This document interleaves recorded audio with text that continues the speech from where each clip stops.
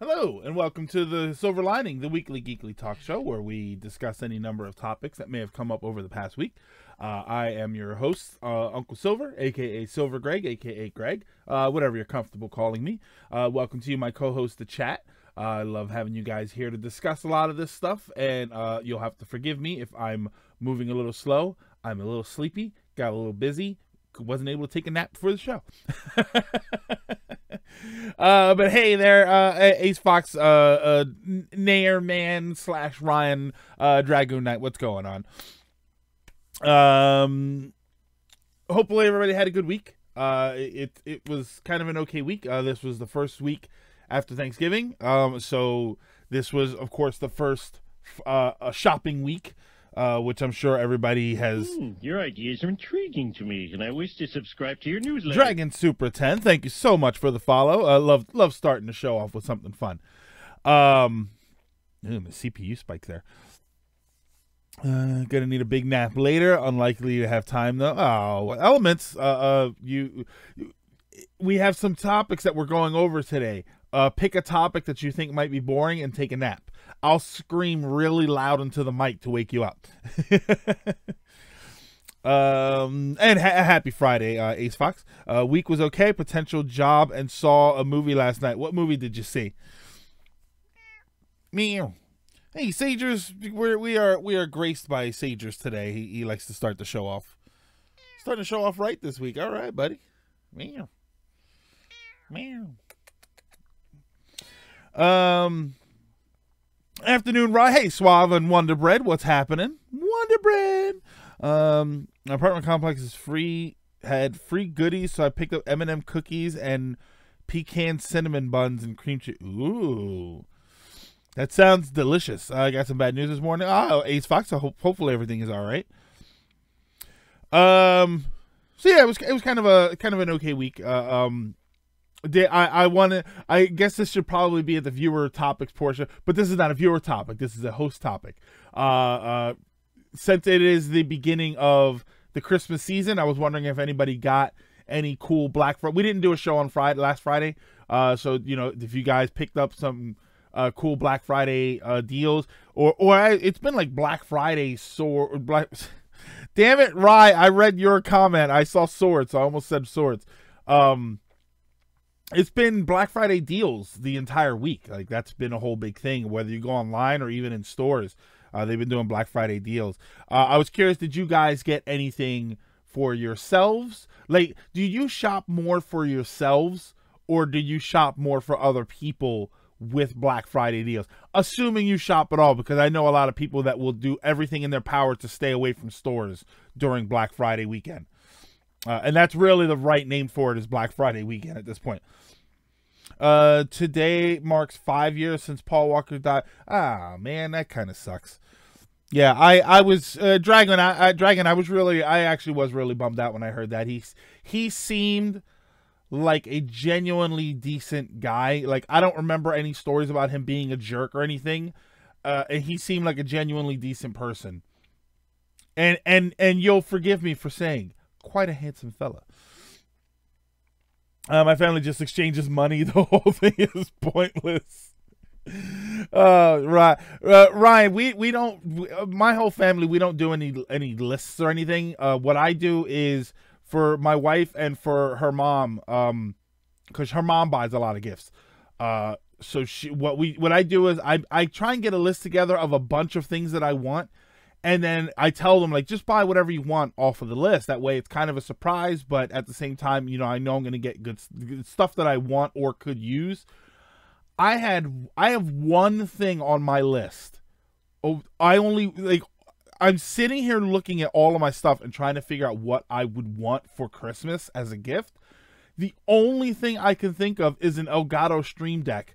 I'm pretty sure Beth got it for me, so now I have no idea what to ask for as far as gifts, because it may be pointless on a large scale with all of your family, but when you're married, it's not a huge deal, but it excuse me, but it is something that you guys do end up liking. Like we don't care too much about Valentine's Day, but Christmas is one of the ones where, like, we want to buy each other stuff. And I think the thing with Christmas is that we want to buy each other stuff that I try to buy stuff that we probably wouldn't buy throughout the year. Yes, there is that mentality of I can buy this whenever, so who cares? But let's be honest here. When you get older and you start to watch your money, you start to realize that buying things costs money. You start to get into this mentality of, yeah, I can buy it anytime. I don't want to buy it right now. And, you know, there's the whole idea of the immediate buyer's remorse. You know, the buy it button on most websites, on Amazon or wherever you buy stuff from online, it might as well be labeled activate buyer's remorse. Because even if you like it, like the second you push it, you start to regret whether or not you bought it. So Christmas is a great time for you to get stuff that you want but are not going to buy throughout the year. No, I don't shop during the holidays unless it's something I already have I already have something pre-ordered. I could be getting married next week, day before my birthday. Hey, that's what I'm talking about. Congratulations. Lost a lot of good people this year. Yeah, it is kind of depressing. Ask Pokemon, let's go. Suave, I have considered that. You said the V word. Vicodin? December 15th, our family is having a Christmas brunch at my parents' house. I'm so excited. Ooh, very nice. December 15th is also my I guess I don't think anniversary is the right word.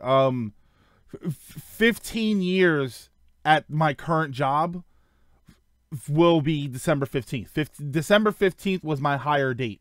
15 years ago, that was the date that I got hired. Valentine's. Viking? Half tempted to do ramen for Christmas dinner. Oh, God, I could only imagine. 10 bits for the V-Jar. Elements, you said V-Jar. Are you watching Star Trek The Motion Picture? But yeah, I was just wondering. I was just wondering if you guys shop. I actually did buy a couple of gifts for people who may or may not watch this show from time to time, so I won't say. So I bought a couple of things. I didn't buy anything for myself. Hey, Sean, I didn't buy anything for myself. Although, admittedly, for the past couple of days, I've been watching videos for building gaming PCs. I just find it fascinating. Like, I have no money to build a gaming PC. I have no interest in building a gaming PC because I don't game on my PC. I don't like the idea of being locked right in this position in order to play my games. So I don't game on a PC. So I'm watching these videos and I'm like, it looks so fascinating and so interesting and so cool. One of the videos I watched, the guy called it Adult Legos, which I thought was great because I love kids Legos. So I was like, okay, but you know, I don't have the money or anything like that, but I don't really have the interest either because I don't game on PC.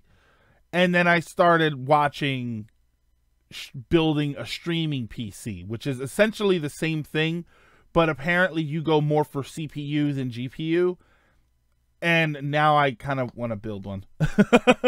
I mean, I've been talking about building or getting a PC to stream so that the laptop can take a break and I can get something a little more powerful. Because the laptop right here is an i7 2.4 gigahertz. I would not even attempt to overclock it, you know, anything like that. Like I'm never, if you can even do that kind of thing, but it's not like I can upgrade the heat sink or anything. So I'm not going to do anything that it's going to explode while I'm streaming. But I do want to be able to stream at 1080 60. You know, I would like to have more than 2 windows open at a time, like, you know. And then if I do stream a PC game, I can play the game on the laptop and then stream off of the streaming PC. So I'm considering it. It's just every time I start to consider that kind of thing, I look around my game room and I think, okay, what do I have to sell to start affording it? It's always nice seeing a window into another world. Yeah, I guess that's what it is. I think it's just very cool. Plus, I lost a friend of mine a few years ago. His name is Pedro. and he was a big PC guy, like build computers and such. And whenever I see that stuff, it reminds me of him. So it always makes me a little bit sad and a little nostalgic, and I kind of think about him every day. You know, it's a really weird thing.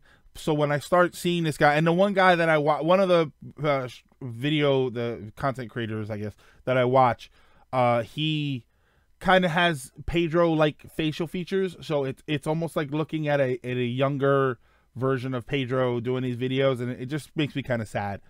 But sad, like sad in a good way. Like when you watch a sad movie and it feels good to have that emotion go through. It's kind of like that.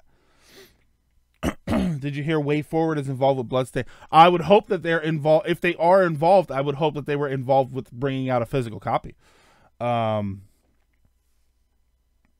Just sell Mega Man X3. Suave, X2 and X3 are almost out the door. I'm literally waiting for the guy to give me the money for them.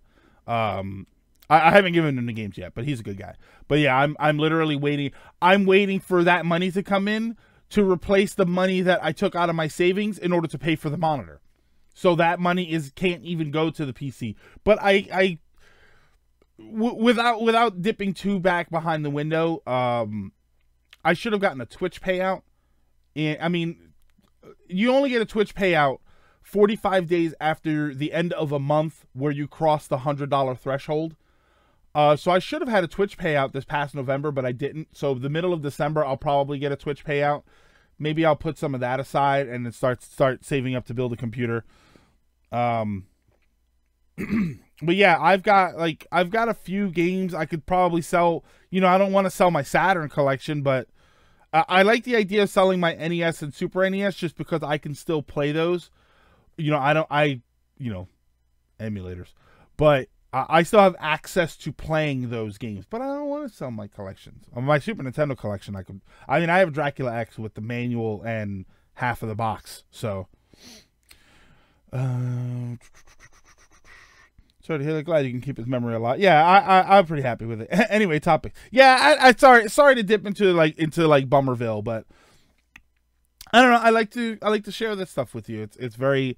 I feel like it's very vloggy in a way, and I know that vlog is a horrible word for people, but you know there's a reason they're so popular, and it's I feel like I connect with you guys when I'm able to just talk about that stuff a little bit. So I hope that you also feel like excuse me, that you also feel like it's a way to connect with me.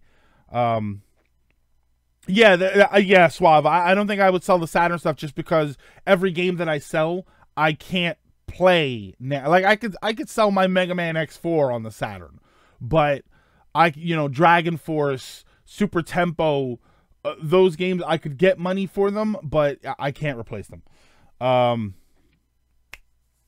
Thank you, Dragoon Knight. I'm glad you like hearing about it. I usually enjoy living it. All right, getting into topics. Let's go into the first topic. Hold on. We're gonna scene change. Ooh, that's loud. Hang on. Let's turn that down a little bit. Actually, let's leave that sound up. Hold on. We're probably gonna play it again. I don't mean to. Edit. And properties. We can actually turn it down. Okay, so let's try that. Okay, so we'll leave that a little bit lower. First topic is going to be the potential of Skyward Sword, Legend of Zelda Skyward Sword coming to the Switch. Nintendo has denied it. Apparently Nintendo has denied it, but I don't believe them. I don't. I think they've also denied the N64 Classic, and at this point I'm pretty sure it's a guarantee. So I don't believe them. So I wanted to discuss first of all what your thoughts were of Skyward Sword. I know that the game gets a bad rap. I know that I don't care for it very much. I know one of the most famous things about it is is Ego Raptor's argument during this a sequelitis episode, and that's a pretty popular one. I shared a lot of the complaints that he had in that video, where a lot of it didn't seem, part of the challenge was the dowsing, where you literally just point somewhere and it very literally shows you what to do. Like, that's a little weird. If you're someone like me who gets lost in games and you like to have a little arrow on the map screen, that's fine. But to make part of the game you point and it tells you where to go is a little odd for it to be something that is such an integral part of the game. I felt like a lot of the parts of the game dragged on. I felt like it was relatively uninteresting. The battle, I think that was the one, the battle with the darkness thing that kept coming up the mountain, and you would have to hit it in its adorable little toes. That, there's only so many times you can do that kind of stuff. You guys, I've mentioned before here, Bravely Default, I thought was a fantastic game right up until you get to that part where the game just kind of, it feels like it loops over and over again. I'm trying not to spoil that. That bugs me. Slightly off topic. Love the line. Oh, thank you. Thank you, Spider. Yeah, I still need to get better actual lights. You know what I mean? But they're working for right now. But thank you. I thought the game was gorgeous. I thought Skyward Sword was a beautiful looking game. I think that's something that a lot of people don't give the game a whole lot of credit for. I hear a lot of people complain about certain gameplay aspects, and I do think the game looked amazing. I think it would benefit greatly from an HD upgrade. Hey Random. And Torch, and hello to everybody else who might have popped in and I didn't see you. I apologize for that. Yeah, I thought the game was decent. The controls, definitely, I did have some problem with the controls during combat, during fast moving segments, and that puzzle in the desert where you got to keep sticking the sword in. I do remember a lot of times going, you know what I mean? It wasn't registering that I was moving it forward, and there were elements of the motion controls that were bothersome to me. If you're able to remove them and develop a actual control skill, plus, yeah, it works into it. Oh, thank you. Plus, I really. I really like the relationship between yes, I did like that. I know that she did need some rescuing, but I love when Zelda doesn't need to be rescued. I find that much more interesting. One of my biggest problems was the fact that he because you needed the motion controls, he ran like this all the time. He always had the sword out in front of him because you're holding the Wiimote that way, and it always kind of rubbed me the wrong way. So I would like to see them. It felt gimmicky. The motion controls felt gimmicky. So get rid of them. I don't need them. Not to mention the fact that if you do successfully remove the motion controls, then there is a strong argument for removing the motion controls from Metroid Prime 3, which is what I really want. Who knows? It could be the next Wind Waker.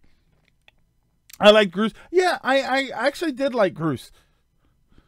I did like Groose. He got annoying at first. Groose was the character in the beginning that all he is annoying, so why the hell do you people hang out with him? But then he really did redeem himself. I really did enjoy his character by the end. They weren't bad at Metroid. They weren't. No, Metroid Prime 3, they weren't bad. I thought the controls were actually very good, and I didn't mind them at all. I just do prefer controller controls as opposed to motion controls. So I would just like the option. To be honest, just give me the option to switch between motion controls and controller controls. That's it. And if you have to choose, I would rather controller. But you know, I Metroid Prime 3, I didn't have a problem with it. Skyward Sword, I did occasionally have kind of a difficult time with it. Yeah, motion controls are centered around combat. Yeah. Excuse me. I'm sorry. Give me your lunch money, nerd. But yeah, the Final Zelda 2 is the only game where Link and Zelda kiss and it's off screen. Yeah, I do like I like them showing a relationship between Link and Zelda. Not even a romantic relationship. I love when they're friends for, what was it, Minish Cap, where they were childhood friends. You know, I love that. I think in more ways than one, we are past the damsel in distress. I really think we are beyond that. And I like when they, especially when you take characters who were previously known to be the damsel in distress all the time, and now they get to be hero characters, supporting characters. I love that stuff. So I do get a kick out of that. You know, I liked Super Princess Peach on the Nintendo DS, and I wouldn't mind seeing something like that. I feel like that's a strong possibility. I feel like this is your opportunity, you know, take Zelda and give her her own game, but it doesn't have to be a Legend of Zelda clone. Like, this is your opportunity to make a different kind of game. You know, I don't mind using these different properties to do different things, using these different characters to do different things. Do you think the motion controls are as bad as Secret Rings? I didn't play Secret Rings. I didn't really play any of the modern Sonic games. Dragon, I will admit though that I am tempted to start going through modern Sonic games. So, sorry. So I don't know if I should apologize for that, but you may have some Sonic games coming up in my streams. When the controls worked, it was awesome, but when it didn't, it drove me nuts. The Mario and Sonic Olympic games are motion controls for days, but then again, those games are they're built around motion controls. As obscure as it is, Zelda is... Yeah, thank you, Schwab. I like Zelda in Spirit Tracks. I feel like I missed something here. Hold on. Okay, no. The potential of that happening now increased by year. Okay. Yeah, and it's no more interesting than Bowser kidnaps Peach. Spirit Tracks is the best Zelda. We're gonna have a good time watching you play Sonic 06.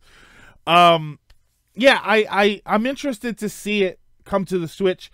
I'm interested to see what changes they make. I definitely want to see it in 1080-60. I would like to see it without motion controls.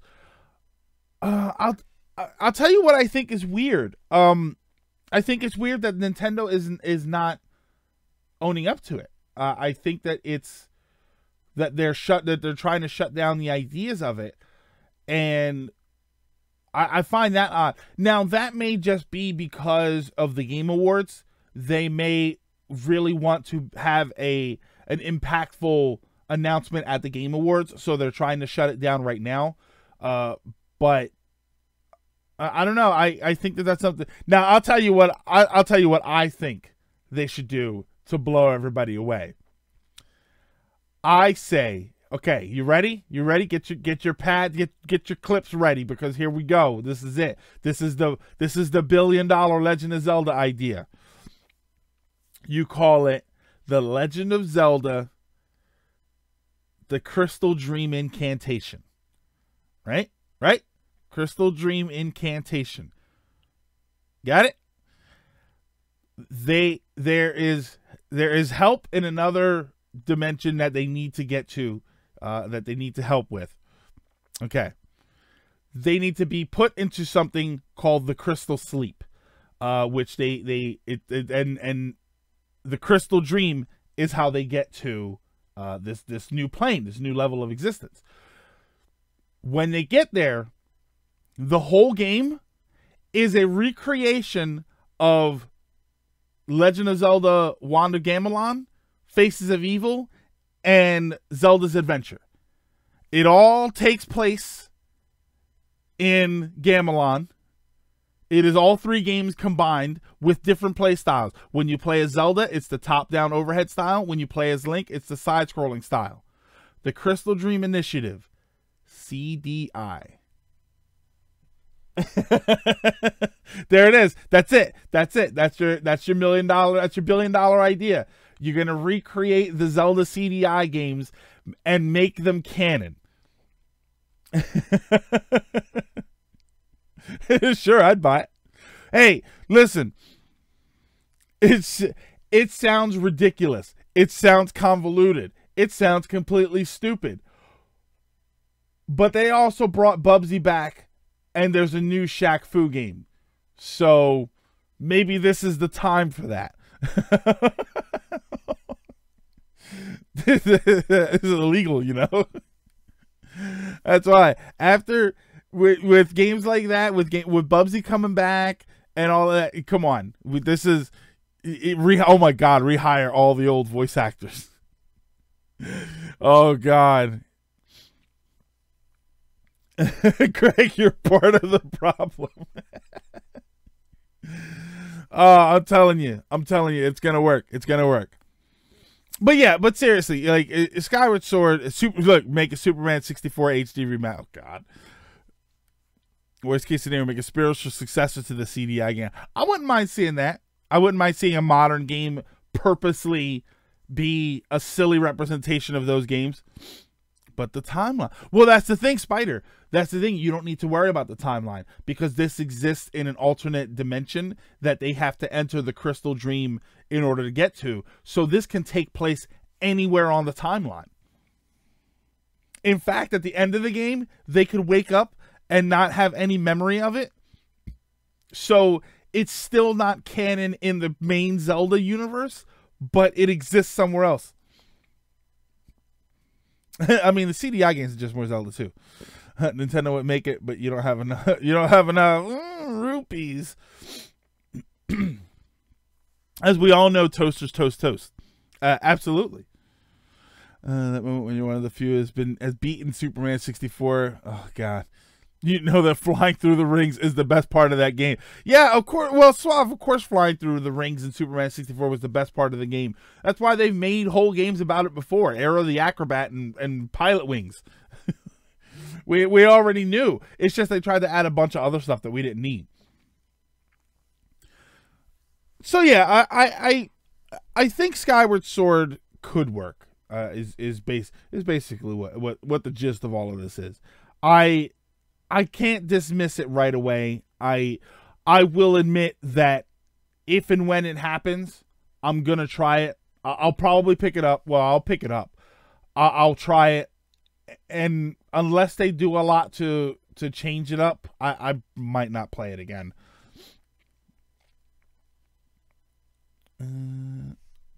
Alrighty. Switching. Hold on. Oh. Yeah, it sounds a little low to me now. We are going to switch things up here and discuss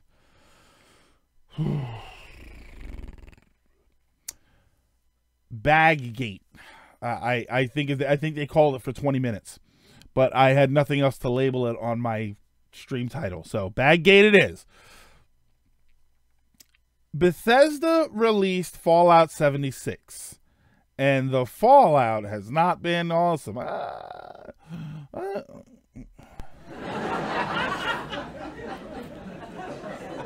One of the things, and we're going to discuss, like, I'm going to tell you what happened, and I think it opens up a more significant issue, and I think that's the problem.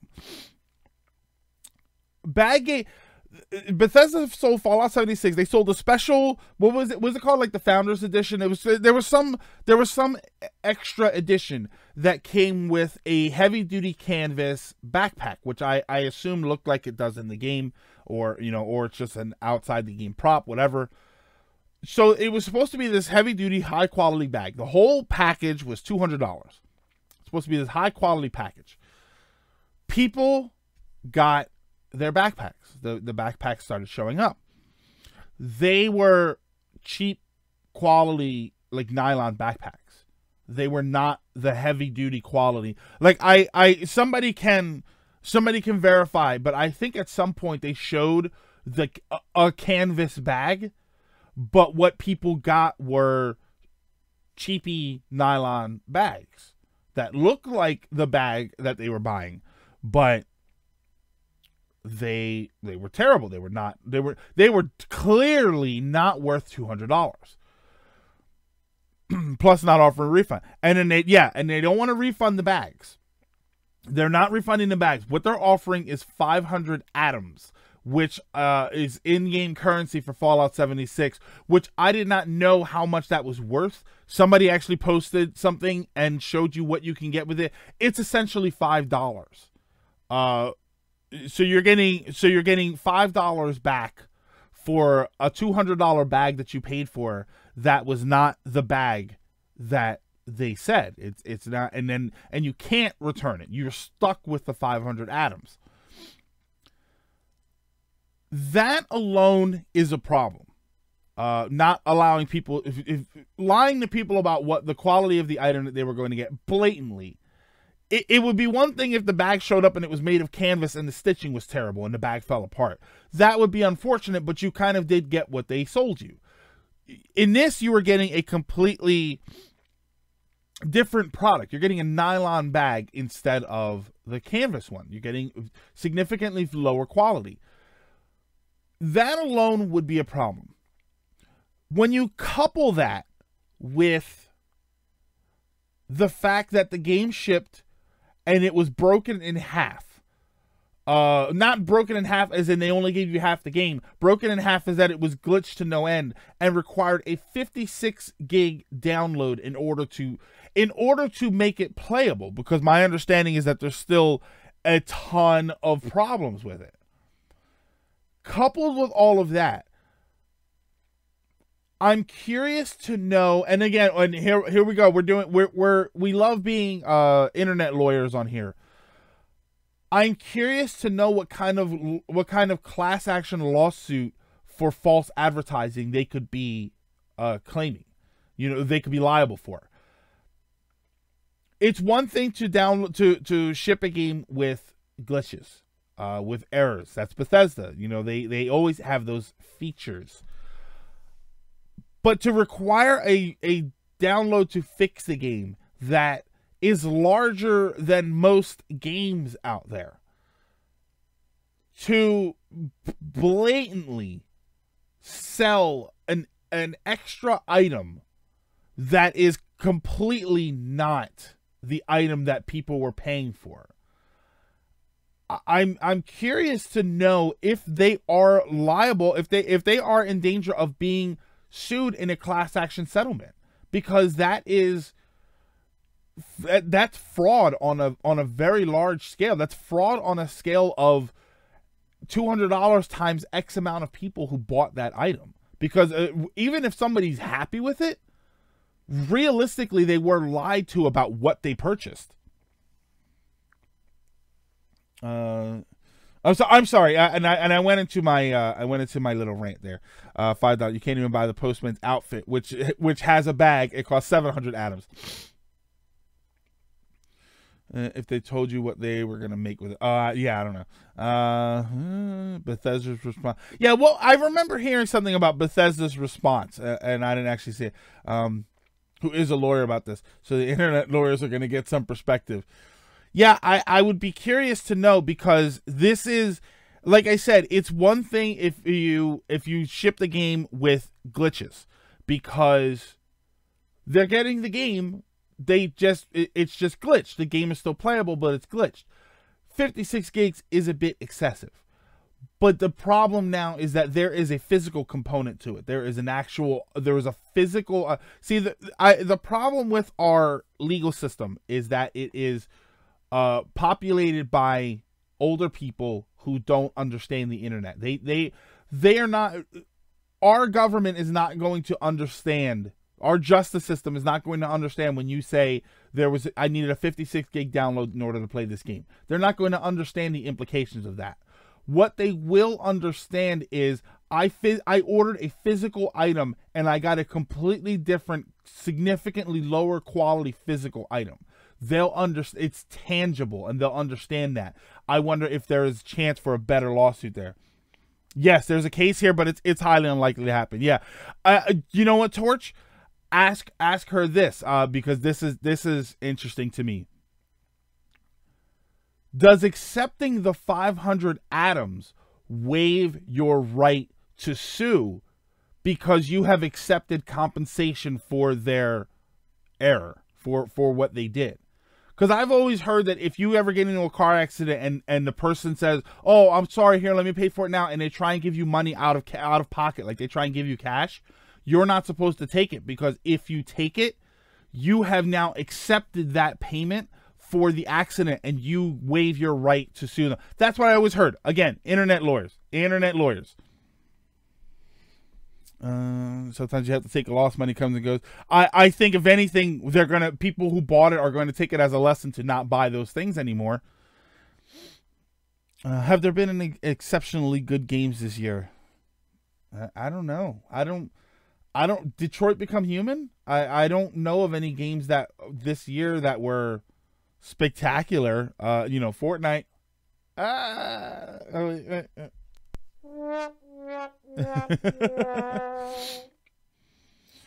Give it a yeah. I think what happens worse with this is people will think twice before they pay high amounts of money for these special collector's editions sight unseen across the board. It's not like people are just, anybody who's slighted by this is going to look at Bethesda and say, I'm not going to buy any more things from them unless I can tell what kind of quality it is. They're probably going to look at all special collector's editions and say, you know what? I got burned on that Bethesda bag, so why don't I wait until I see this item too? Short of Nintendo, because Nintendo's amazing. I'll post it on Nevada and YouTube her responses. Yeah, it's interesting. I guess technically they can get sued for it, but since they did give since they gave compensation for it, but was the 500 atoms was that an option? I think that's probably a big part of it. Was that an option? Because if they opted for me to take the 500 atoms, I would have said no.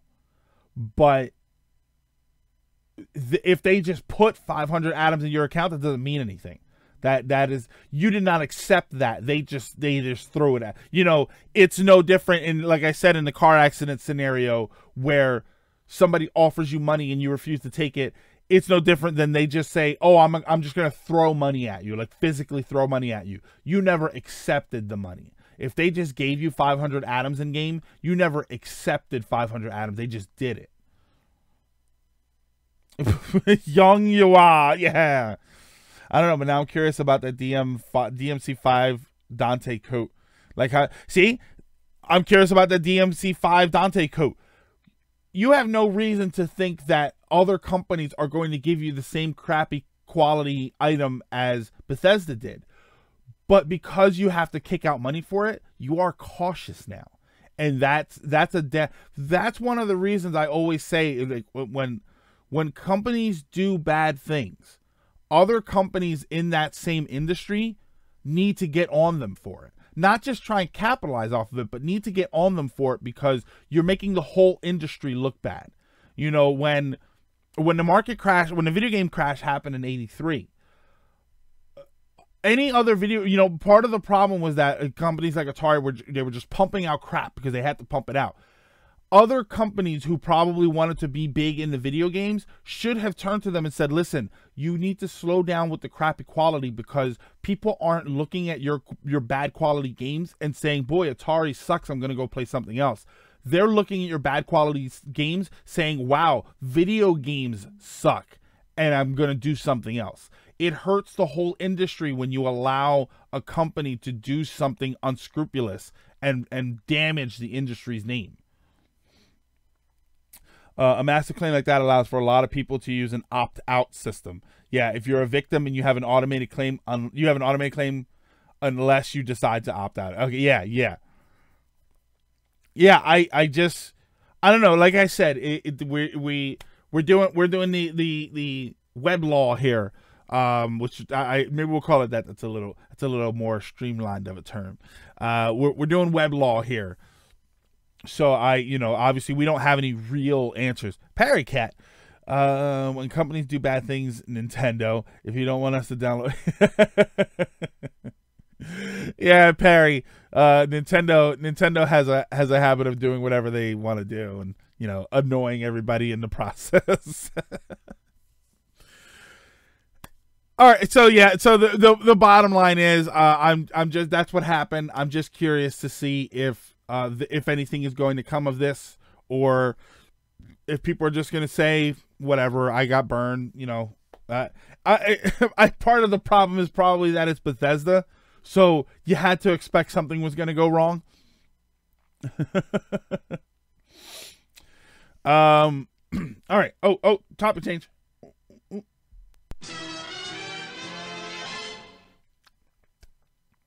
Next topic.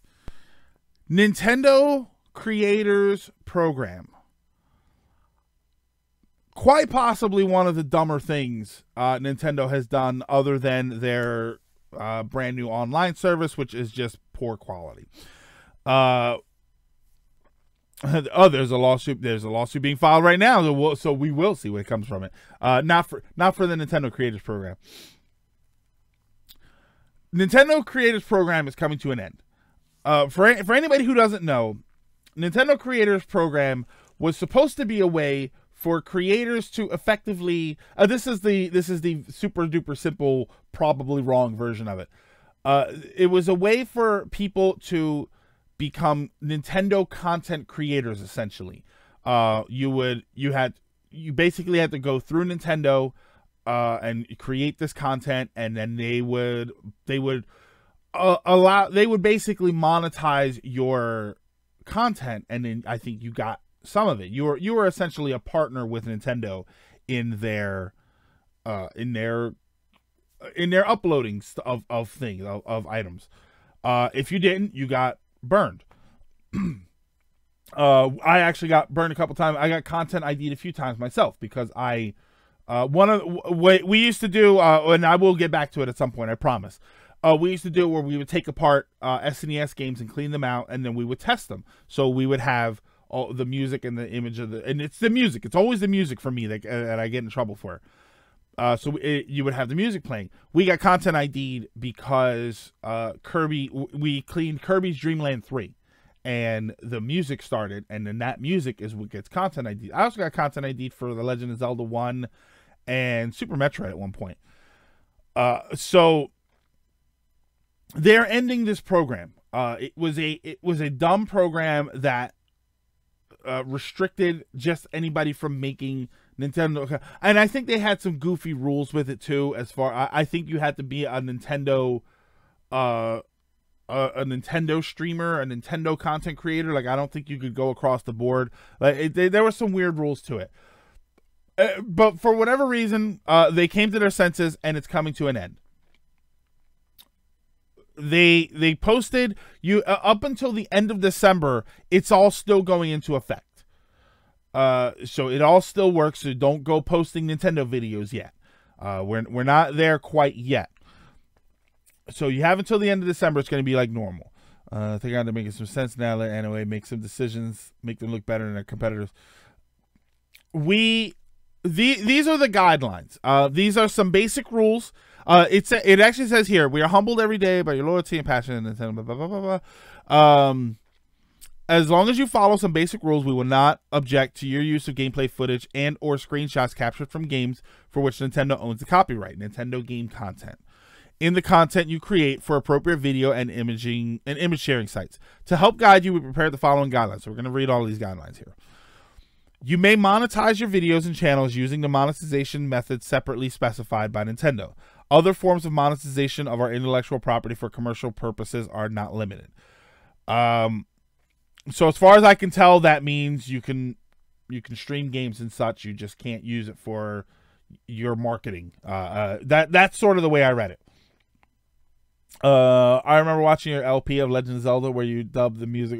Yeah. Oh yeah. For when I uploaded a gameplay of the Legend of Zelda 1, I got content ID for pretty much every episode. So I recorded myself like humming the music, and that's the music soundtrack for the background of that. All right. We encourage you to create videos that include your creative input and commentary. Videos and images that contain mere copies of Nintendo game content without creative input or commentary are not permitted. You may, however, post gameplay videos and screenshots using Nintendo system features, such as the capture button on Nintendo Switch, without additional input or commentary. So what that means is you're not allowed to post just straight up videos. You're not allowed to just post. I don't know what it says. I haven't looked to see what it says about music, but you can't just post that stuff. You have to add. Hey, CT. You have to add your own creative twist to it, which is commentary during LPs. I would imagine if you want to make funny edits of things. So you're able to do all of that stuff. You just can't say, "Oh, I'm just gonna post their Nintendo post a trailer." Intriguing to me, and I wish to subscribe to your newsletter. Gato, is that Gato? I really got to change that. Gatormeister, right? Gatormeister. Thank you so much for the follow. So yeah, you have to basically, and I think most of us do that. When you stream, when you post Let's Plays, I think most of us are doing that. But yeah, if Nintendo posts the trailer, I don't think they want you to just post that trailer. They don't. I think they want you to put your creative spin on it. So that's good. You are only permitted to use Nintendo game content that has been officially released or from promotional materials officially released by Nintendo, such as product trailers or Nintendo Direct. So no early release stuff, I guess. Yeah, like I'm not entirely sure what that is. Officially released or from promote. Maybe they mean, I don't know, because that could, see, that right there could extend to gameplay footage using emulators. I don't know.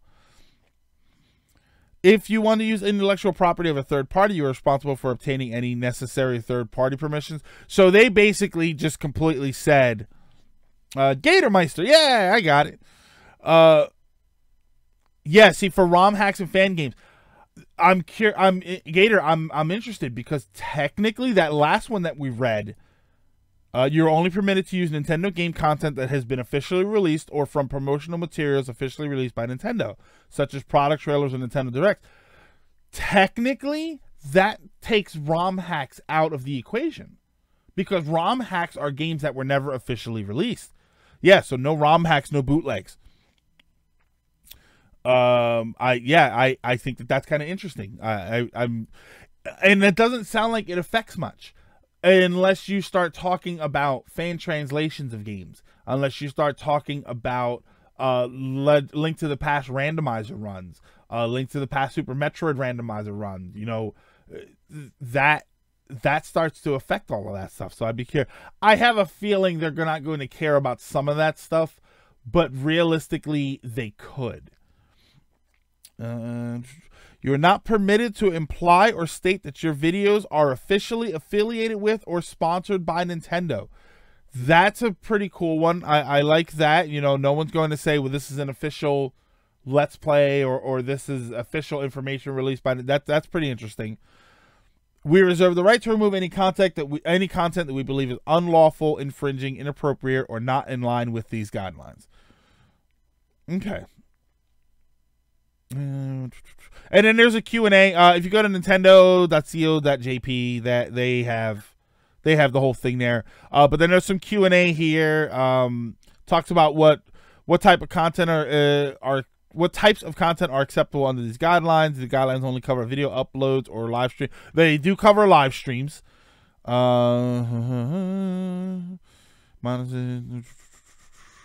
Okay. So yeah, there's a Q&A on the website. So no Nintendo porn. Well, CT, I guess technically you could upload your Let's Plays to Pornhub. I guess. Oh, CT, we're talking about the Nintendo Creators Program shutting down. I think that's to stop people from posting leaked game footage. I think that's probably the biggest thing they're going to do, which that actually would include, as far as posting leaked game footage, technically that would include game footage that they show at conventions, where you are playing the game and you're recording. If they're allowing you to do that, technically they could include that stuff. My favorite Metro game, Link to the Past Super Metroid. Yeah, well, it's a good randomizer from what I hear. No, if you're playing a ROM or of a Nintendo game, unless you just Ace Fox, unless you just outright state it, or unless while you're in the middle of the game you save a state, which people do also state it. I've watched of the vast majority of the retro game streamers that I've watched, have blatantly said that they stream off of an emulator using ROMs. Mostly just because it's easier. It's more convenient. You get a better picture quality when you do that. It's just more simple. I like using original hardware. I do get a kick out of it. But again, I use the SNES and NES classics because it's a better quality. Hey, Hero Chaos. We were talking about the Nintendo Creators Program. I feel like we're gonna. What do you think this may do for fan games?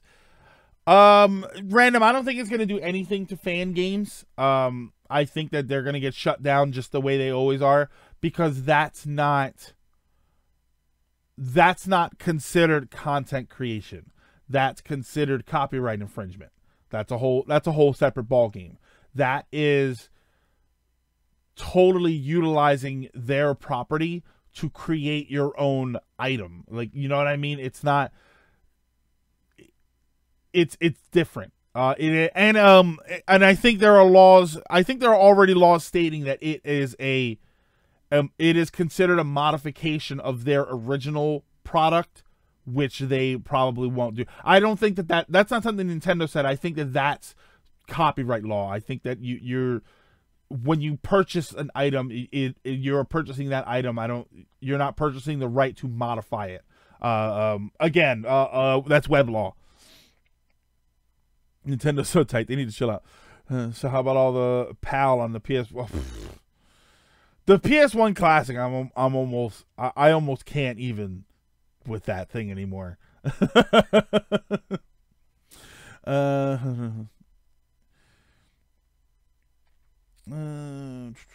Need to take a lesson from Sega. What fan? Yeah, I think fan games are fine. I think that they're okay. I really do think that they shut down. What was it? Pokemon Uranium. I think they shut down Pokemon Uranium only because Pokemon is still an ongoing. Number one, Pokemon is still an ongoing series that they still make a crap load of money off of. Number two, the Pokemon Uranium game was a Pokemon game. It's not like they were using Pokemon to create a different kind of game. They were using it they were creating these characters and these names to create the same kind of game. And I feel like that was a bigger problem for them. But I do think, or a big problem for them. But I do think that the fact that Pokemon is still an ongoing series was a major factor in that. I honestly also believe that the only reason they shut down AM2R, was because they had a Metroid 2 remake in the works. I honestly do believe that. And I still, to this day, I still think that Nintendo did everybody a favor. We knew about AM2R before it went live. I had known about it for a month or two before it actually went live. There's no question in my mind that Nintendo knew. So when that game went live, Nintendo waited something like 10 hours to announce a takedown. I think they did that on purpose. I think they allowed that game to get out there because they knew it's what fans wanted. And then they have to defend their property, so they had to take it down. But it seems weird to me that we, the fans, and most likely they, the company, knew about it in advance, but waited to take it down. And I to this day, I say that they did that on purpose. So, Greg, F-Zero fan game, then tell Ron. CT, I think they'd be less likely to go directly after an F-Zero game. And if they did, I would say to keep an eye out for an F-Zero game on the horizon. See, because it's the horizon and you're racing towards it. Yay! I have to scratch that. I don't think that deserved it. Boo! You suck! I think that deserved that more. She said, but Sega shut down the Sonic 2 HD and a couple other fan games unless they're true. Yeah, see, and the problem with stuff like Sonic 2 HD is that it's just Sonic 2. You know, they didn't shut down some of the games that created their own aesthetic to Sonic. They're not just recreating that exact kind of game, or in that case, that exact game. So yeah, I'm glad to see this creators program go away. I'm glad that we can get back to opening up some Super Nintendo games and testing them and not be super duper worried about getting content ID because I played music from a Nintendo game for 5 seconds. I stepped away for a bit. What were we talking about? Nintendo's creator program coming to an end. Do you think Nintendo allowed that, or do you think specific people who knew about it at Nintendo did it on purpose? Yeah, Gator, I do think that it was lower tier employees that waited. I don't think Reggie Fils-Aimé was sitting in his office going, all right, it went live, give him 10 hours before we come after them. Like, I don't think it was anybody that high up. I do think that it was lower level, you know, still high up, but lower level execs who were probably getting the word like, okay, we're gonna wait and we're gonna go after this, but we're gonna give us some time. Who knows? Maybe half of them wanted to play the game. If Sega was super strict, then the Sonic hacking contest wouldn't exist. Well, the thing about the Sonic hacking contest is that those games are not sent out to market. You know, they from what I understand anyway, none of those games are. There doesn't really seem to be any intention on selling most of those games. The intention, if anything, for the Sonic hacking contest is to make fan hack games for the Sonic hacking contest. You know what I mean? When I watch some of those games get played, there's no way that somebody's going to try and sell that. They're making it for fun, which I think legally you're allowed to do, right? Well, no, I don't think so. What if Sakurai plays everyone with Goomba, bandana, Waddle Dee, cheap? That'll be our punishment. They'll be the next 5 characters. Oh, buddy, I see you're here. I'm just marshmallows. So many talented Mario fans. Go where they can share with Nintendo to get them more money. Hell, you know what, right? I just look at the multitude of amazing levels in Mario Maker. I mean, there you are given Mario property and free range to make a whole bunch of crazy levels, and you've seen the stuff that people have done with it. It's phenomenal. Started making YouTube videos. Should I just start with like a mic, face cam? Reform it. It really all depends on what you're trying to make. If you want to make Let's Plays, if you want to make gameplay and you talk, I've seen tons of very successful channels where it's them talking over their live gameplay. Like, you know, it really is up to you what you. I think the idea is what you want to do. Think about that first.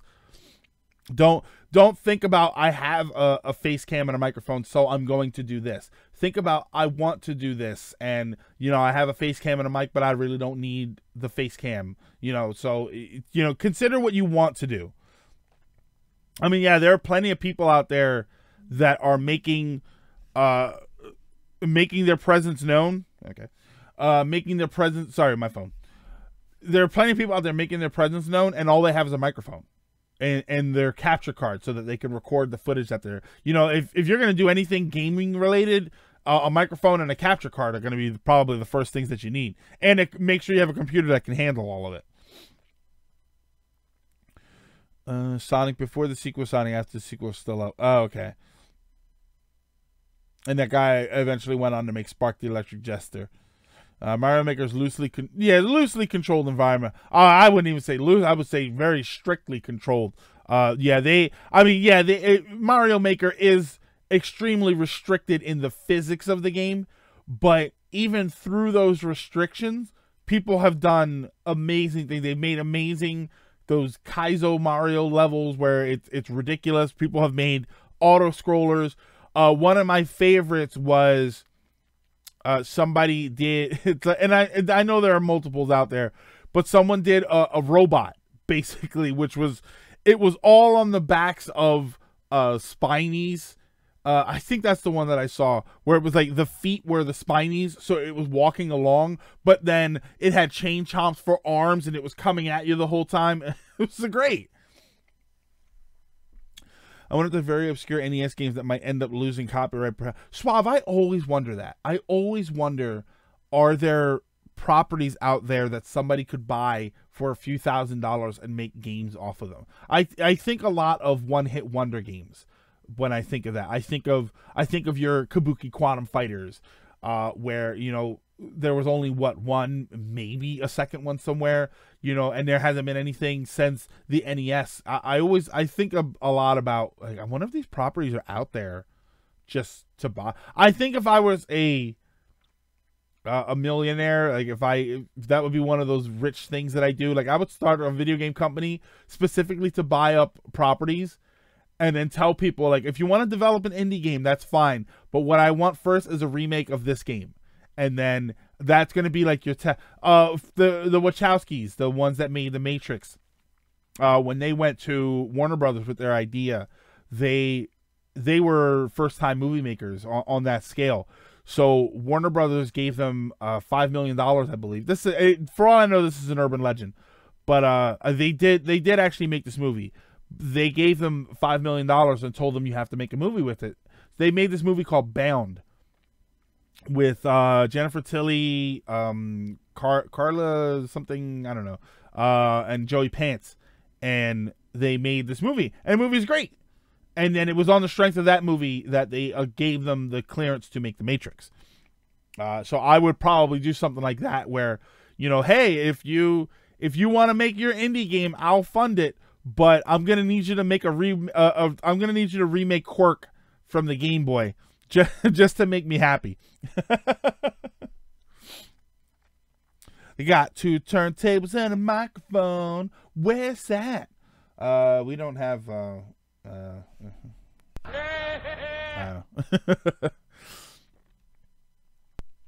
Blinks on the Xbox. Blinks is like, yeah, I remember hearing about that. Blinks' license is up for grabs. Yeah, take Blinks and make a 2D platformer out of it. PS1 Classic cash grab. PS1 Classic is a very poor cash grab, is what that is. All right, so that's Nintendo's Creators Program. We got dangerously close to flying off the handle with that one.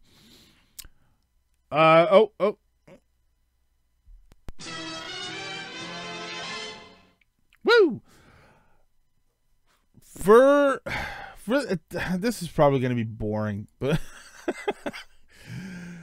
for the next topic, the Game Awards. The Game Awards are this Thursday. Immigrant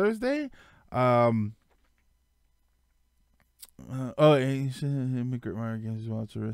Those actually want to make their own ideas. Oh, okay. This Thursday is the Game Awards. We all know it as that spectacle that we want to avoid and somehow end up can't. Like it.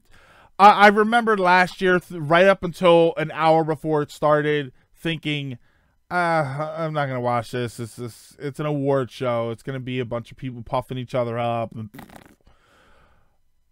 and right up until it started, I thought I wasn't going to watch it. And then it started, and I realized, you know what? I kind of want to watch it. So I put it on, and I watched it for as long as I could. Like I wake up very early for work, so I had to go to sleep, which apparently it went on for an hours after I went to sleep. But some interesting things always happen. Digital Devolver always does something really ridiculous. There are a lot of game announcements. Sony had a big showing last year with a whole bunch of weirdness. But it did introduce me to a gentleman named Cornelius Boots, who plays the Japanese Shakuhachi flute, which was for the game Ghost of Tsushima, and was an amazing, amazing performance. So I am at least grateful to them for that. I never understood where the show we want to avoid can. Spider, I think it's just because it's an award show. It's sort of like the same way people don't bother watching the Oscars. You know, it's a bunch of rich famous people jerking off a bunch of rich famous people. You know, that is probably the more crude way that people think of it, but in a way that is kind of what's happening. But I feel like for the Game Awards, hey, Straight De Niro. I feel like for the Game Awards, there is more to it for us because they do game reveals, because they do announcements. It's effectively E3 too. You know, it is another large event that developers will treat as a big thing. Oh, I'm sorry. That Sony stuff was E3. That Sony stuff wasn't. Right? That Sony stuff was E3. I'm sorry. I feel like an idiot.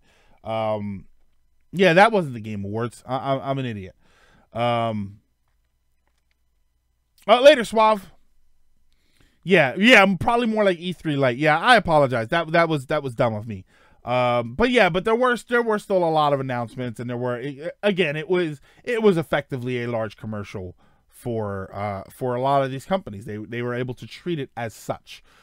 And then there was some crappy stuff that happened, like the PUBG stuff. But so they're coming up, and I wanted to go over a couple of the nominations for some of the awards just to see what was happening, and I want to see if you guys think anything else is going to happen. I am a firm believer that we're going to get some important Nintendo announcements. I do believe we're going to get Skyward Sword announced there. I do believe we're going to get the N60. I like that I'm saying I do believe, like I'm speaking Rise language when I say I do believe we're going to get some N64 announcements. Oh my god. And they're going to show Metroid Prime 4 is giving me the vapors. But yeah, yes, I do think we're going to get Metroid Prime 4. I do think they're going to show a trailer for it there, which if they do show a trailer for it there, I will probably pee my pants. I got the vapors. I think we'll get some Bayo 3. I still don't know about Bayo 3. I still don't feel, I don't feel like we're going to get Bayo 3 information, but I do think we're going to hear something about Metroid Prime 4. If not a trailer, they're at least going to tell us some stuff. When are they going to air this? This is this upcoming Thursday, December 6th is the Game Awards. And they're going to stream it on, it's going to be streamed on YouTube. It's going to be streamed on Twitch. It ends up being footage of Animal Crossing. Oh my God. I'll pass out. Oh my God. Oh. I might faint if I see Prime 4. Armac, I will probably, I'll probably pee my pants a little bit. Oh my God. And I will most likely not stream me watching it or anything, because it's such a long thing to stream. And I would only be able to stream 2 or 3 hours of it, and it would still be longer than that. But I would not be at all surprised if 5 seconds after they announce it, I'm on Twitch like, you guys, you gotta listen. So here are some of the when did the first Metroid came out? That I don't think it was a launch window title. That was 86, I want to say was the first Metroid. Somebody can tell me. In the U.S., I'm thinking in the U.S. Or it might have been 87. In Japan, I think it might have been 86 because that was a Famicom disc game. You get some feedback on Mega Man inspired music. Big Nick 20. Rocky Bear, thank you so much for stopping in. Thank you for hanging out. If anybody is going over to Music Maker Jam app, go to Big Nick 20. That is where Rocky will be at. Will you stream Smash next week? Maybe.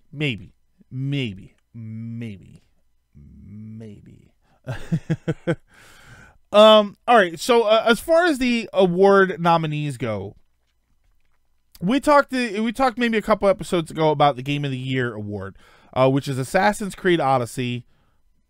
I didn't know that. I remember the game coming out and then immediately not hearing anything about that game ever again. Your ideas are intriguing to me, and I Mira on the stream. Thank you for following me. It seems. Oh, do I? Oh, I don't have a great like.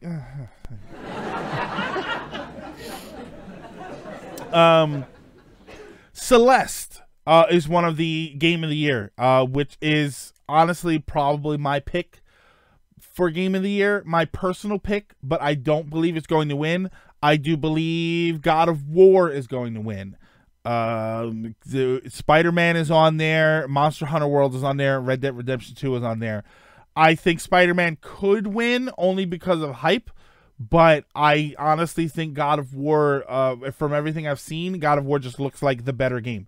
August 6th, 1986. Taking the time to make Metroid Prime 4. Okay, yeah. Hey, Shadow. Dragon Ball FighterZ Game of the Year. Good enough. Yeah, Game of the Year would be Spider-Man. I honestly think it's going to be Dad of War. My pick is Celeste, but I do think it's going to be Dad of War. Red Dead, I just don't think Red Dead's been out long enough to have that draw. Best ongoing game. Oh, boy. Here we go. Okay, you guys ready? Best ongoing game. Destiny 2, Fortnite, No Man's Sky, Overwatch, Tom Clancy's Rainbow Six. I know you guys don't want to hear it, but I honestly think Fortnite's going to win that.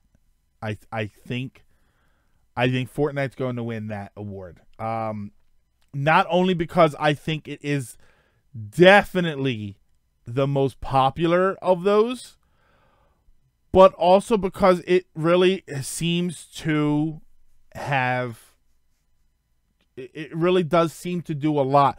I mean, you cannot like Fortnite. That's fine. Obviously, you cannot like it. I very much enjoy it, but I can understand why people don't like it based on the amount of hype that it has around it. But I would definitely say to play it for yourself. I mean, it's a free game, so go ahead and play it. But for anybody that does play it, for you guys that do play it, regularly and have played it for at least a little while, you've got to admit when, and I'm going to lose a lot of people here, when the missile launched, and then chat caught fire, when the missile launched, when it cracked the rift open, when the cube appeared, rest in peace, Kevin, when the cube was destroyed, like, these were things that got people hype, and it was definitely hype. Ninja Raids, yeah, it was definitely a lot of hype. People loved it. It was so great, and it was so exciting. If you go on YouTube, and it probably won't have the same effect if you don't play it, but if you go on YouTube and you watch videos of the missile launching, there was one of the seasons, there was a missile that was that you could find it on the map. It was a big giant missile, and then it was speculated that it was going to launch, and one day it launched, and it was just exciting the way it happened. And then when it launched, it shattered into the sky, and it created these rifts, these portals that are actually still active today. It was even if you don't like the game, you don't have to like the game, but it was an exciting time it was an exciting thing to see. And I don't know that these other games have had that sort of event that wide scale. So I honestly think best ongoing game, I do think Fortnite is going to win that game, win that award. Best game direction. Best game direction is A Way Out. Detroit Become Human, God of War, Marvel Spider-Man, and Red Dead Redemption 2. To be honest, I'm a little...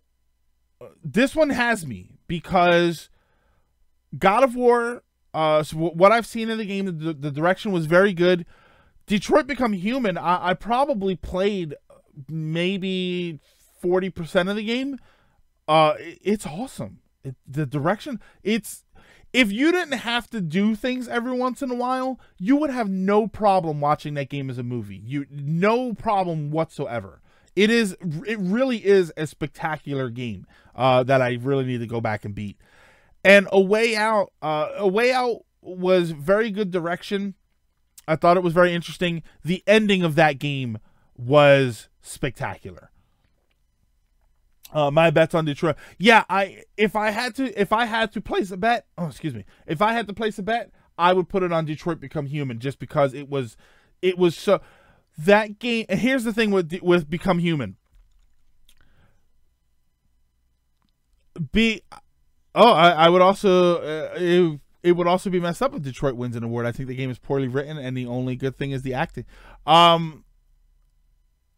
I think that, well, I don't know if that would go to story or directing. I feel like that would go more towards directing, or that would go more towards best story. I love Detroit Become Human because I feel like they managed to keep an amazing pace of storytelling, despite the fact that you're making the choices in the story. You know, there are a lot of situations where when you give the player freedom over what part of the story they're playing, you can do a lot of damage to the pacing of the game. You know, Mass Effect allowed you to make pretty much all of the choices in the game. But you could damage the pacing of the game if you suddenly decide that you don't want to do the missions, or you want to go here instead of there. Like, they give you so much freedom that it's possible to damage the pacing and what feels like the direction of the game. I felt like Detroit Become Human, no matter what choices I made, I was getting a good story. I was getting an intense experience. What is A Way Out? I'm placing my bet on Connor. I'm Connor, the android sent by Cyberlife. Hey, DB. A Way Out was a very interesting 2-player game where you and another person play the characters simultaneously. So if you want to steal something from somebody, you start out in a prison and you're cellmates. If you want to steal something from somebody, one player has to go over, say he wants to go over and start talking to the guy or pick a fight with him. And then while they're fighting, the other guy has to go and get the item. But you play them split screen. You play them at the same time. I thought the game itself was pretty interesting. When I saw the ending of the game, unbelievable. Fantastic ending to that game. Stuart, here's Connor, the android sent by Cyberlife. Oh, by the way, one of my favorite characters in Detroit was the gruff named Clancy Brown. I think is the actor that plays him. It wasn't Stewart. I don't think it was Stewart anyway. His person that they make Connor work with. If directing means best for, yeah, I always took directing as performance. When it comes to making movies, you know, when it comes to making movies, the thing that makes a person say, Hank, there we go. The thing that makes a person say the line is the story. How they say the line is the directing. You know, when they say, "Oh, get out of my face," you know, it's up to the director to stop the scene and for them to say, "Okay, I need to just say it more anger, more emotion." Like, and in that sense, I thought Detroit was amazing. And his awesome dog, Sumo. Yeah, so I can't speak to most of the other ones, but Detroit Become Human was spectacular. Here's where you might not like it, Hawk. Best narrative. Best narrative was Detroit Become Human, God of War, Life is Strange 2, Episode 1, Marvel, Spider-Man, and Red Dead Redemption 2. Now, I'm noticing a theme here. Yeah, I feel like God of War might win that over Detroit. Best directing Resident Evil classic. If you play it alone, the game automatically pairs you up with someone online and forces you to play it too. The A Way Out. Oh wait, now I remember what it is. Kind of wish I didn't watch a Let's Play of it because of the story. Oh yeah, okay. Yeah, I think God of War will probably win that just because of the writing might have been really good, but I think the history of the character from our world view, where you have this character who was, I did not like the other God of War games. I thought the Kratos character was very one-dimensional. I thought he was very boring. I don't like the smash, kill character. So the idea of seeing him in this new role, I think will help with the impact that this narrative has on the player. And I think that will help push it over the edge. Best art direction. This one's a little interesting. We have Assassin's Creed Odyssey, God of War, Octopath Traveler, Red Dead Redemption 2, and Return of the Obra Dinn. That is very literally the first time I've ever seen that name, ever.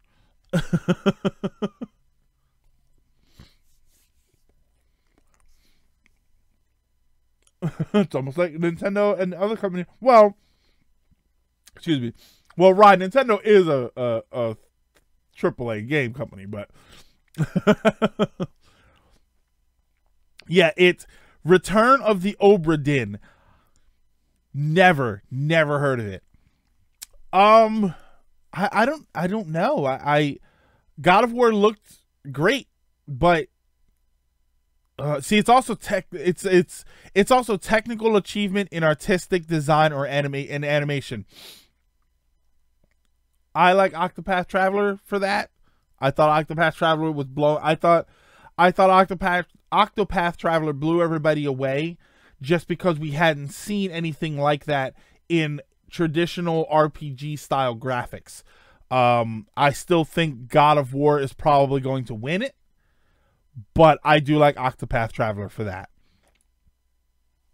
Kratos seems worn out and much more relaxed. Older and wiser is probably the way to say it.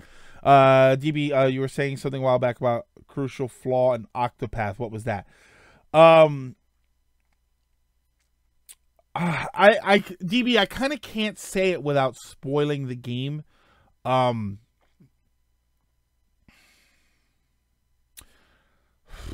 Okay, no, I think I can.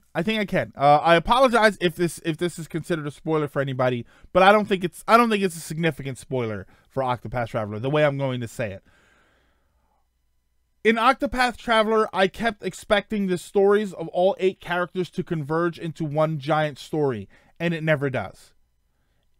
For the entire bulk of the game, for the entire game, they are 8 characters dealing with storylines through 4 chapters per character. When that is all said and done, there is a super boss that you fight that in a way converges the characters together, but there's no more game after that. It's not like when all of their chapters are done. For anybody that's played Wild Arms, any of the Wild Arms games, I think they all did it. You would play each individual character up until the characters all meet. And then the bulk of the game is them as a party together. That's not really what happens in Octopath Traveler. It is 32 chapters, 8 characters, 4 chapters per character. And then when that's all said and done, there's a super boss and that's it. There's no more story after that. There's not another 10, 15, 20 hours of story after that. And that kind of bothered me. I think it was more of a letdown than anything else. 5 different characters in an interconnected story. Go play Odin Sphere is freaking amazing. Odin Sphere is amazing. Yeah, Wild Arms 2 or 3. Even the first one. Even the first Wild Arms was like that. Dragon Quest 4. Yeah, it's not like that. You have these characters. They only interact if you have them on your team at the time, and then they'll have certain spots where they interact But yeah, there's no all of that game is not meant to then bring them together to then play a central storyline. It's not. It just doesn't work that way, and so it kind of bothered me. There's not a feeling of a group resolution. Yeah, I wouldn't really call. Yeah, it's like a gameplay spoiler. I think it's not a spoiler so much as you're expecting something to happen, and I'm going to tell you right now, it doesn't happen. That's kind of my biggest problem with Octopath, but the art direction's great. All right, the last one we'll talk about here is best score music. Celeste is up there. Celeste's music was phenomenal, and it did everything it needed to do to set the mood for what was happening. God of War, Spider-Man, Ni no Kuni 2 is I have Ni no Kuni 1. I don't have 2. So I'm dying to give it a shot and see what it's like. Octopath Traveler and Red Dead Redemption 2. I will be honest, Octopath Traveler's music was adequate and did the job that it needed to, but I don't ever remember anything standing out in that game that made me think, holy crap, I need to listen to this later. I really don't. Mother 3 is like that in the first 3 chapters. Yeah, but it's exactly what it's supposed to be. It feels like that in the beginning because the point is to bring the characters together and then you play the game. It's almost like the prologue to the game. It's not with Octopath. Yeah, I see that exact parallel. Yeah, so Celeste, the music, for anybody that has not played Celeste, please go and play this game. It is more than you think it is. It is not just a challenging platformer game. It is actually telling a very important lesson, several very important lessons, and it definitely is important if you suffer from any kind of depression, anxiety, anything. I don't mean to make it sound so super serious, but if you do or have suffered from those kinds of things, try Celeste out. You will be amazed at the lessons that it's trying to teach you in the gameplay. But I did just see here that God of War's music is credited to Bear McCreary, and I absolutely love Bear McCreary. So I'm torn. now I don't know what to do. Joe Hisaishi did Ni no Kuni 2. Yeah, okay, yeah.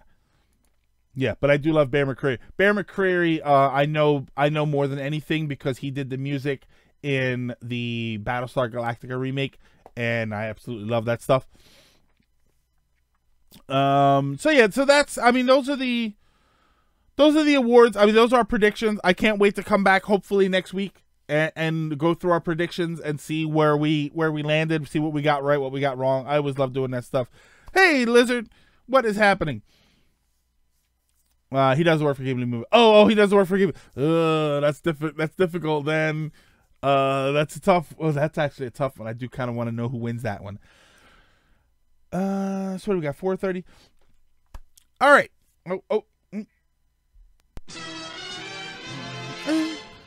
On to the viewer topics portion of the show. This is the portion of the show where we obviously it's viewer topics. If you have questions, if you have questions you want to ask, whether they be about something going on in the world, geek culture, if you have personal questions you want to ask me other than like my inseam, I don't think anybody needs to know that.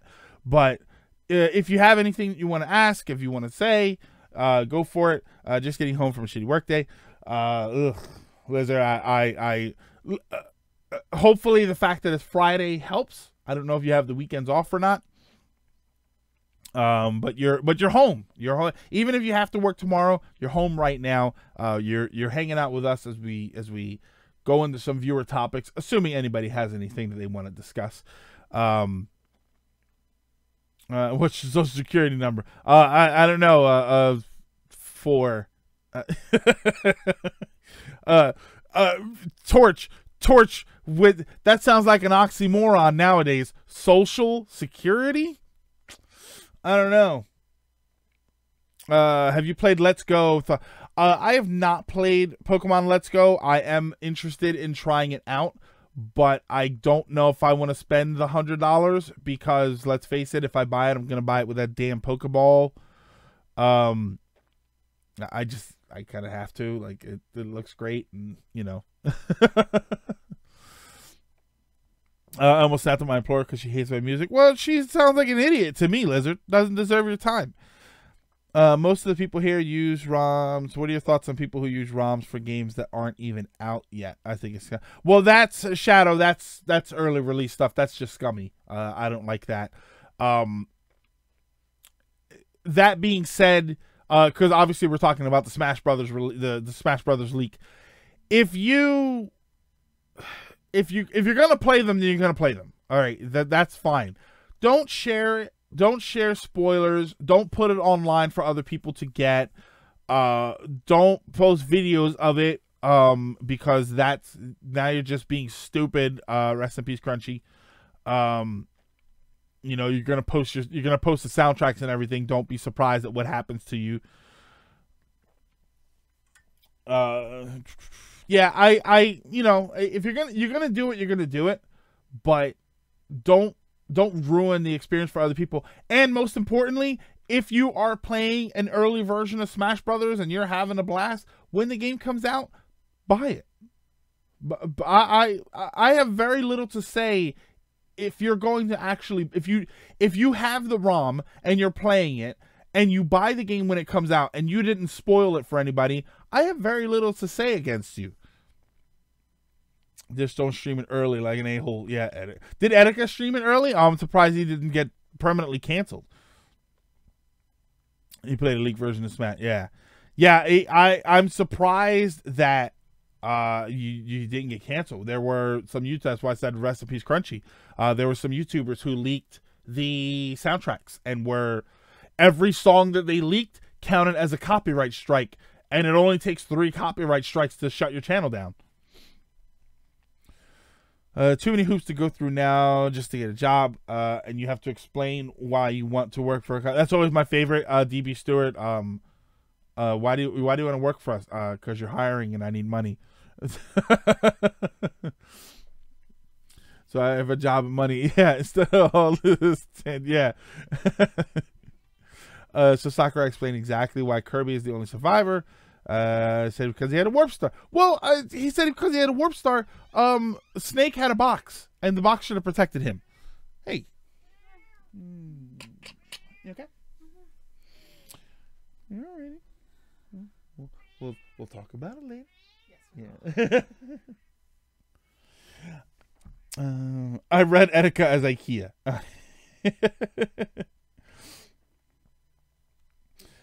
Posted.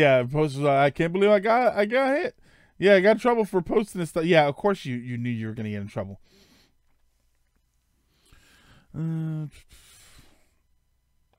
Yeah, I don't know. I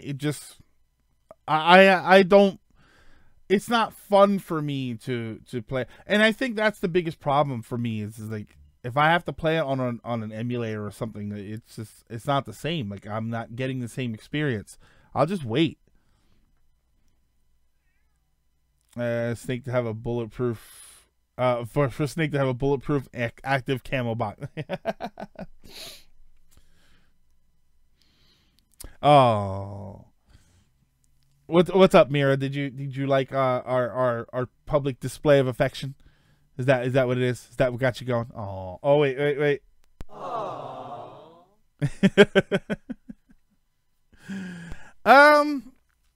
All right, I guess nobody has a lot of topics today, which is totally fine. I think a lot of people are still worn out from Thanksgiving. I love entry-level jobs that need experience. Yeah. I need experience to get the job, and I need a job to get experience. That's the oldest circle. 2 people could have possibly survived. Palutena. Well, Palutena couldn't have survived. She didn't. She tried to shield. And Bayo, I guess, could have survived. Tips for finals at college. Study. Oh, hold on. No, I will give you a better tip. Study, and then take a break. Because if you study, you break your brain and you forget everything. You get all stressed out. Beth has one. I have one. What's Beth's? Write your notes because you learn better when you write it out as opposed to just reading it over and over and over again. Everybody get that? Write all the notes out, because the writing will solidify it in your brain. That's actually, we used to do that in high school. We used to make cheat sheets. And like write it over and Yeah. over Oh, and okay. over. Like keep writing it, and then you might not think you have it until you have a question where it's relevant, and you'll remember writing it, and you'll be able to answer. Okay. See, everybody got that? Everybody understand? You listening? All right. Now. I had a really good GPA, now- I promise. Yeah, she had like a 16.0 GPA. It was amazing. The guys came to our house. Like, it was unbelievable.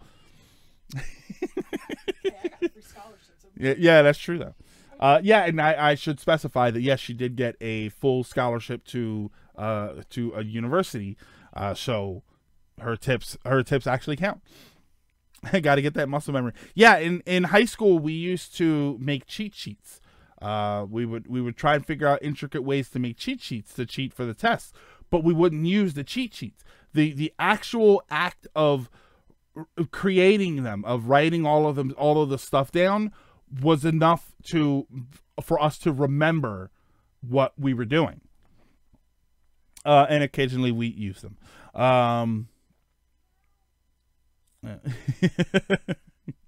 They say thank you. She says you're welcome. For newer games, do you prefer? Thank yous in Wawa and Amazon gift cards. She likes thank yous in Wawa and Amazon gift cards.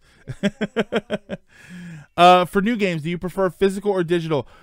Dragon, for new games, used games, and whatever there is in between, I absolutely love physical games. I absolutely love physical copies of games. And Sage is going nuts out there because someone's there to give him food. I love physical games. You see it. Well, you see this stuff. You don't actually see the games. But I love physical games. There's something. I grew up. My childhood was before the digital age, was before computers. So I grew up with an appreciation for tangibility. There's nothing. I've never owned an e-reader. Well, not an e-reader. Yeah, e-reader, right? What's the book readers? I think e-reader, and I think of the thing for the GameCube that you slide the cards through. I never owned any of those, like the Nook tablets and all that stuff, because there's nothing like holding a book in your hands. There's nothing like holding the actual controller for an original system and playing an original copy of the game. Some things I do move on to. I love having CDs, but I do love an iPod. I can't beat the idea of having all of my music on me all the time. Or, well, when I was listening to the iPod, when iPods were famous. You know, I don't listen to records instead of CDs, but I do have some records that I do listen to.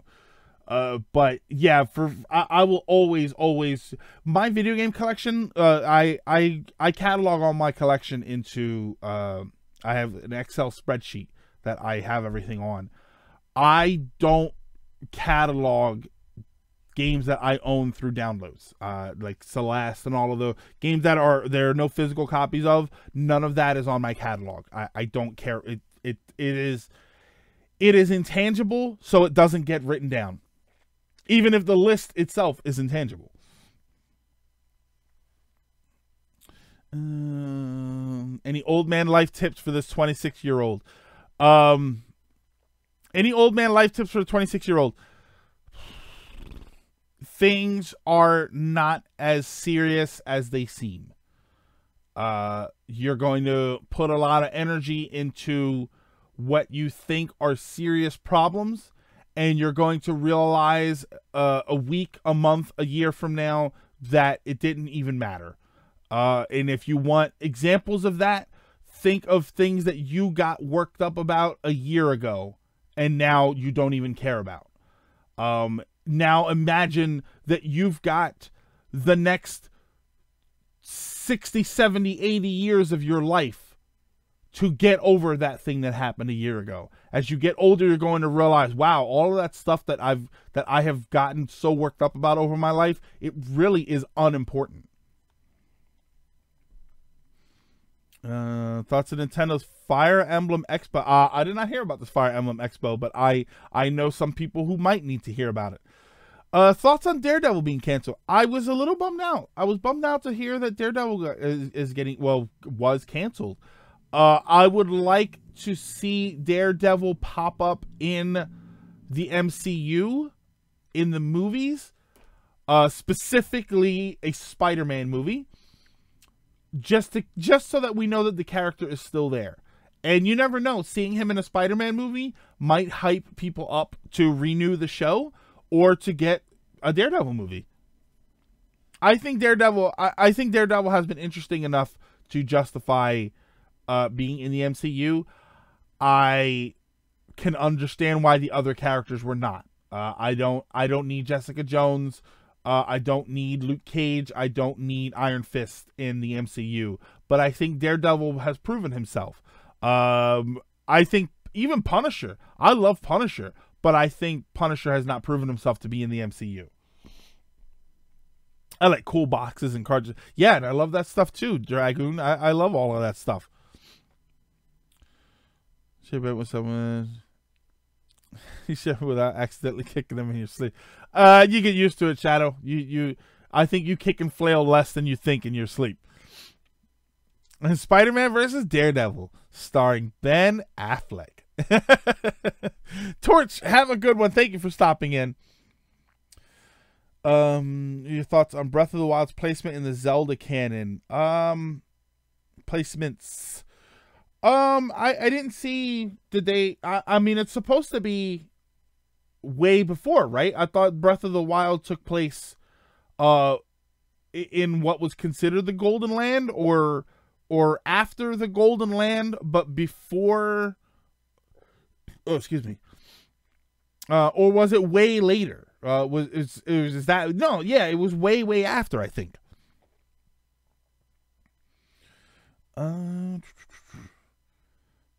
Live action Cowboy Bebop by Netflix. Live action Cowboy Bebop by Netflix. I mean, we can't stop it. I know that everybody wants the music to be the same, and the music, I do agree to that. What was the dog's name? Spike? Was that the dog? I'm angling for Scarlett Johansson to play the dog. That's my hope. There you go. Yeah, it takes place at the end of all three timelines. Yeah, I like that. I like that placement. I like the idea that everything that happened, A Link to the Past and all of that stuff, because it puts an interesting spin on Ein. There we go. Thank you. It puts an interesting spin on it, because in Link to the Past, you saved this land from the darkness that Ganon has spread. So what happened to that land? So I like the idea that Breath of the Wild is almost like, okay, so this is what happened in that land. Some video game news said it's not a part of the main. Guess I'm wrong. Well, no, here's the thing. Because I think the idea is that the Golden Land was transformed by Ganon, and when you defeat Ganon, it turns back. But that is the land that was sealed away by the Seven Sages. So that is happening later on in the Zelda timeline, but technically is an alternate universe from the Zelda timeline. That makes sense. That actually makes sense. You know, the things that happened in Link to the Past, you got to remember, the things that happened in Link to the Past, the locations, the Lost Woods, Kakariko Village, all these places, Death Mountain, all of these places took place in Hyrule. When you went into the portal, you went somewhere else. You went to the Dark Land or whatever it was called, but now it used to be the Golden Land or whatever. You fixed it and then came back. So Skyward Sword does not exist in Hyrule. It was probably not supposed to. Yeah, that's why when you drop, I think when you drop down below the clouds, I think the idea is that instead of taking the warps sealed away by the sages, you're dropping down into the other world. So basically, the link to the past portals that you were taking to go back and forth between the dark world and the light world were basically just elevators. They were like Star Trek teleporters taking you straight up. Interesting. And that's just a theory. A game theory. Link to the Past is a part of the Failed Hero of Time timeline, I believe. Yeah, I don't know. Yeah, there's elements of it. Yeah, it's very confusing. I gotta grab. I never bought one. The Hyrule Historia. I need to pick that up because I think that has a complete timeline in there, and it's like an encyclopedia. All right, all right. I think we're actually gonna call it right now. Why don't we call it for today? Okay, I think I understand. Yeah, then Rye, later on you can explain it to me just to make sure I got it right. Yes, I think we're gonna call it for today. I want to thank you guys for stopping in, for hanging out. I know we're calling it a little bit early, but that's okay. I want to thank you guys for stopping in and hanging out. As we confuse ourselves with the Zelda storyline. I very much appreciate you guys coming in and hanging out and relaxing. Enjoy the weekend. Enjoy the week that's coming up. Before we go, remember, Game Awards are this upcoming Thursday, December 6th. Thank you for the 5 bits random. The Game Awards are coming up this Thursday. And Smash Brothers is going to be Friday. So we will most likely have a silver lining. We may just spend that 2 hours of silver lining playing Smash Brothers. Who knows what'll happen? But that is Smash Brothers time. So we will see the world either recede into itself or explode. Tomorrow is first Christmas, which is December 1st. So, now the worst thing about December 1st is that now you can't complain that there's Christmas music on because it is the Christmas time of year. It's almost Smashmas. So we're going to go. Thank you guys. Let me get everything ready here. Thank you guys so much. Have a great weekend. Be safe. Play some fun games. And be cool to each other. And I will see you guys next week.